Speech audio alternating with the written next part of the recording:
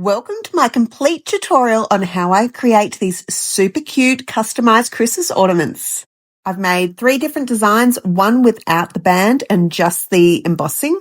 Then I've also made a secondary one with a band, but a little bit of a curved edge to it. I'll show you how I do that. And then I've done a third with a band and it's curved all the way around. So there's 2 different techniques that I use to make these, but I will show you how they're done.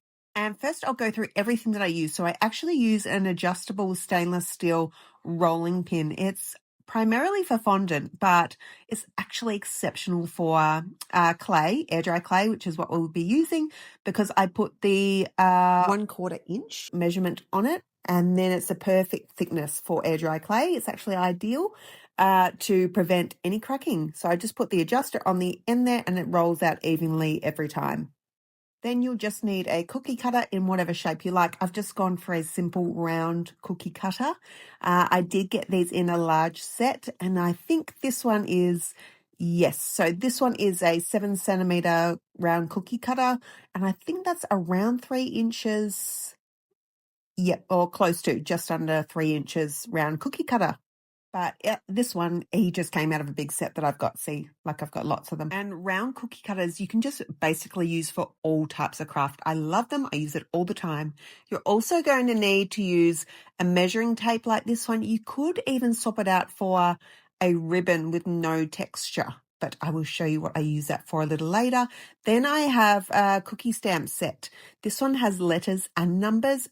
So handy. Some baking paper, and of course your embossed rolling pins. I have linked those because they are the specific prints that I used, but you can find lots and lots online.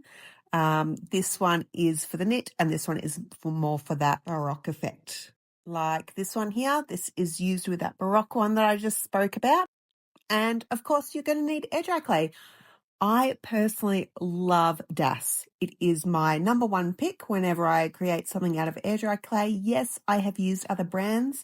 You would have seen me use Kmart air dry clay, but when you get your hands on some Das, you immediately feel a difference. It is so moist. It is easy to maneuver. It is pliable. Like you can see, it's ideal. It's a great air dry clay and I highly recommend it, but you definitely want to give it a good kneading before you start to roll it out. We are going to distribute any air bubbles and try and work those out. We don't really want air bubbles laying in there, but you can also remove an air bubble if you happen to find one after you've rolled it out. You can just do that by getting a pin, like a sewing pin, and just popping the bubble and rolling it out, or you can just re-roll it, to be honest. There's a little bit of dry clay there, so I've just removed that. It is best to, when you're working with your clay, to keep it covered all the time when you're not using it. So I have some sitting off to the side here, and I've put it back in a Ziploc bag, even during this short period of time, because any time that it's exposed to the air, it will encourage it to dry out. Next, we're just going to roll out at that 1/4 measurement that I spoke about earlier. Look, I've heard that you shouldn't move the clay and roll it in different directions. I have not had any issues doing that before, so I don't see any problem in recommending doing that. I actually flip it over as well just to get a nice even roll. Then I just grab my cookie cutter just to make sure that I've made it actually large enough. And then we're going to start with our embossing rolling pin. So you want a nice steady roll, even amount of pressure, not too light, or you just won't get any of that texture that we're looking for. Nice straight roll.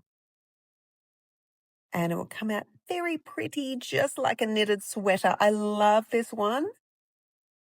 Now, I do have a little bit of a portion there which I didn't have as much pressure just on the right. So I'm going to actually avoid that section just there, and I'm going to cut the area which I put more pressure on.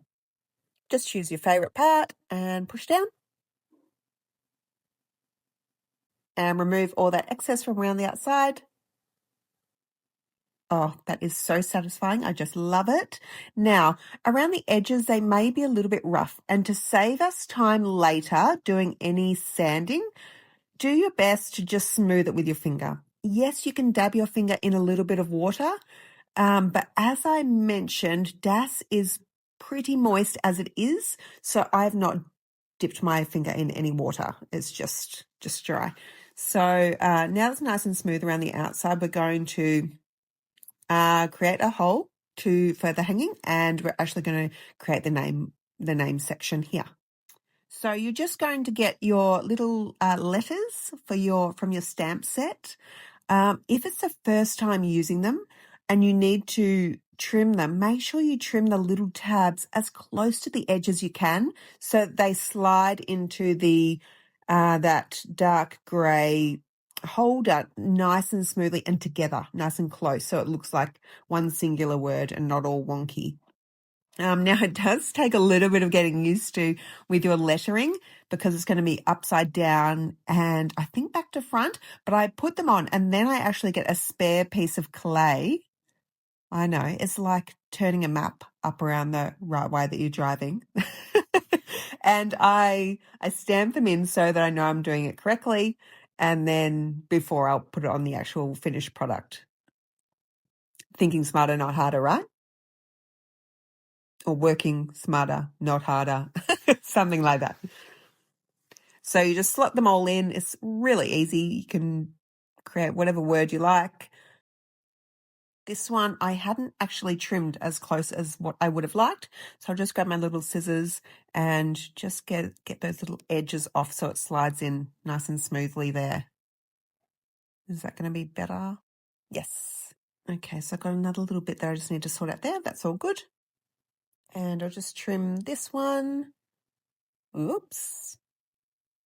You want to get as close as you can, get right in there. And that's why these little scissors are so handy, because they're going to give you a nice close cut. Okay, so lettering is done.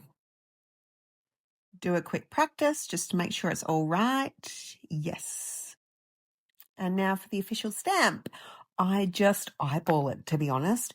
It is good, kind of not so good with the knit because it's all in lines. So if it is wonky, it will be more obvious than with the other print that we'll be working with.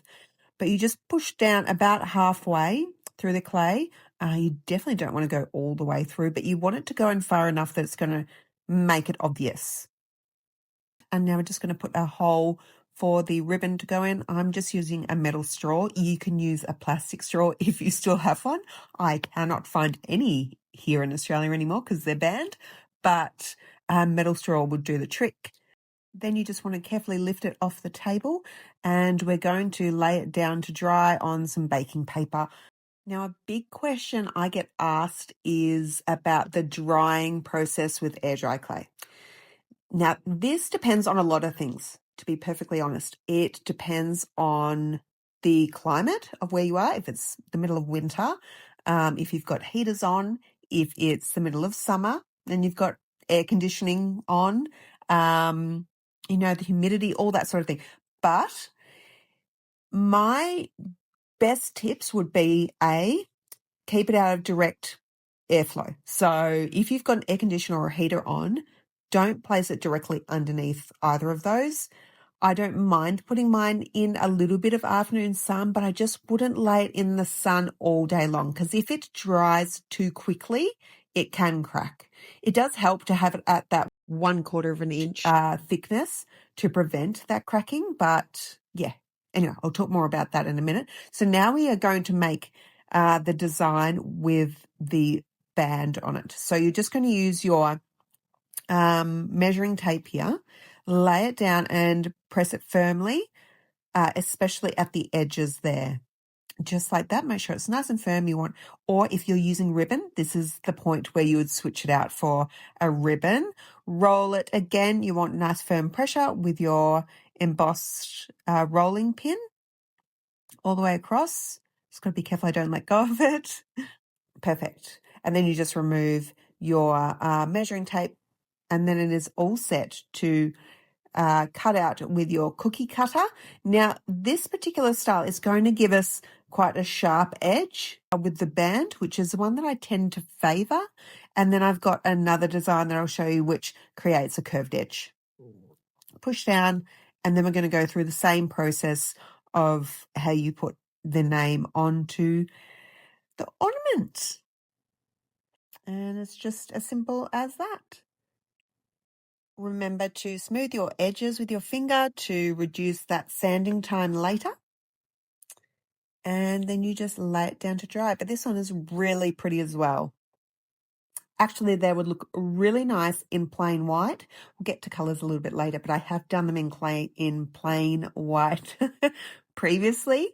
Okay, so now we're going to do the one with the rounded edge all the way around. So same method with the little rolling pin. Nice even pressure. Ooh, a little bit light on one section there, but that's okay. Now we are going to use some Glad wrap. So you're just going to lay it over the top of the clay and then get your cookie cutter position, and then we're going to push down. And the Glad wrap is going to help give that nice rounded edge that you see on all those ornaments that give it that beautiful finish. Now, I did actually push down a little bit too hard, so it has created an oblong shape. You can see the top right is just off just slightly. So when you do this method, it would probably be better to use a ribbon rather than a tape measure, a little bit more flexible. But either way, you can just maneuver it back into its round shape. And then you just press your letters in and finish off with the name. Very, very pretty. Less edges to smooth out on this one because of the Glad wrap has basically done the job for you. Doesn't that look nice? You could even do it in a solid colour, even like a green or a red. I do love the gold that we're going to be doing. And then you just leave them to lay flat and dry. Now the top side is going to dry faster than the under. So we will be flipping them halfway. And I'll just quickly do one with the other rolling pin so you can see the difference. But it's very, very pretty. I do love it. Oh, see, isn't it so pretty? It just, I don't know, it gives me the traditional Christmas type feel. I absolutely love it. Now, once the top half, the side that's exposed to the air, has dried slightly and is at it's called leather hard stage, which is where it is generally pretty firm, but not as easy to manipulate as when it was nice and fresh. When it's at that stage, I will then lay it, on a piece of wood or a chopping board or even leaning up next to a glass, just so the air can get to both sides. And then it really doesn't need to be touched until it's all completely dry.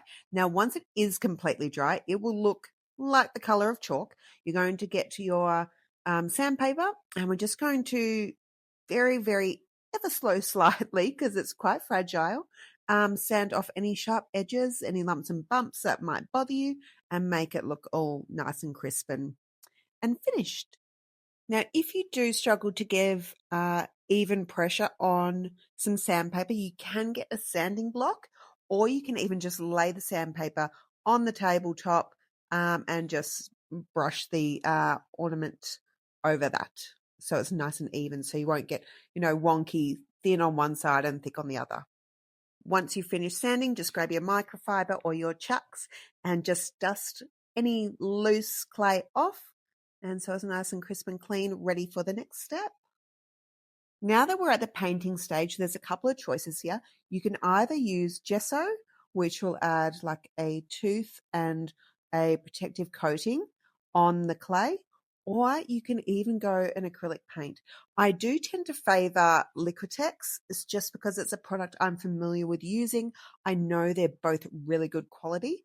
And with the Liquitex paint, I tend to go for the heavy body, but you can definitely go for the acrylic basics. It's just a little bit thinner. Both would be great, but go for white for your undercolor.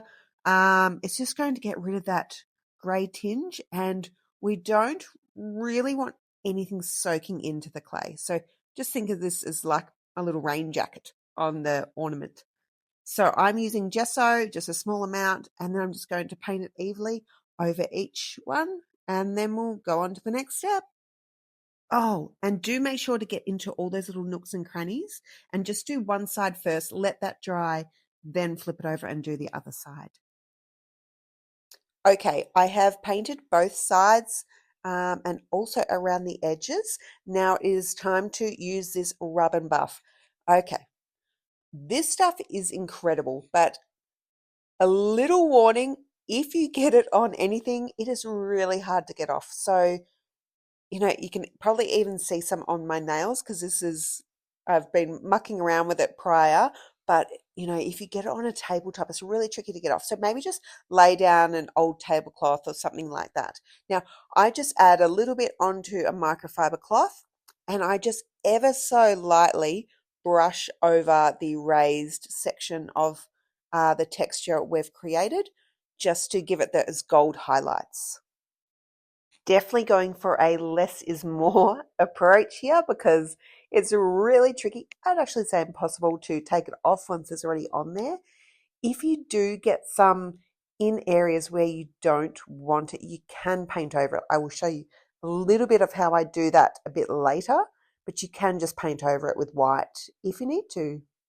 See how it gives that beautiful shimmer? Oh, love it. Love, love, love it. Now we're going to do the lettering. I'm using one of my micro brushes here. It is the 5/0 round, but really any of the micro brushes in this pack will do the trick just fine. Except for the feathering brush, don't use that one. That's a really wide span brush. Yeah, you can just tell that one's not going to work. But just be very, very patient with this. It will take time, especially if you have a few to do, but it is worth it in the end. And I will just shush up for a minute and let you watch how I actually paint inside those letters.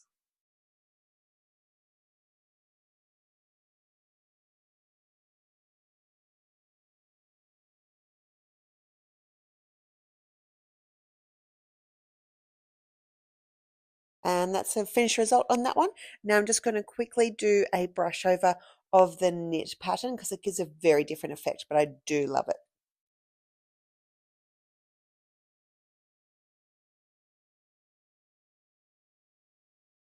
I got a little bit wild with this one, so a little bit outside the lines with all the gold, but I'm going to show you how I correct that.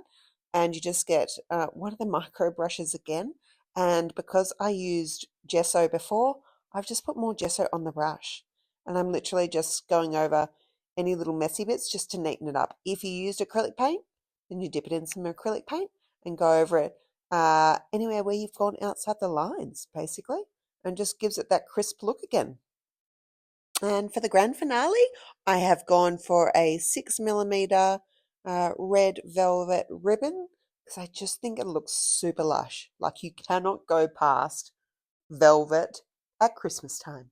It's pretty much the only time I actually enjoy velvet, to be honest. It's not really a material of choice of mine, except for in an occasion like this one. So I just thread it through, tie a knot, and Bob's your uncle. Oh, actually, when you do make these, because I know that a lot of you will be making them, I would so love to see them. So if you could tag me on, I don't know, YouTube or TikTok or Facebook or Instagram, I am on all of them. I really, really would love to see them because it's just nice to know that other people enjoy doing this sort of thing too. And if you followed my instructions, that makes it even better. I just my work here is done, I guess they'd say. But yeah, Merry Christmas to you. I hope you enjoyed doing this, and I'll see you for the next one.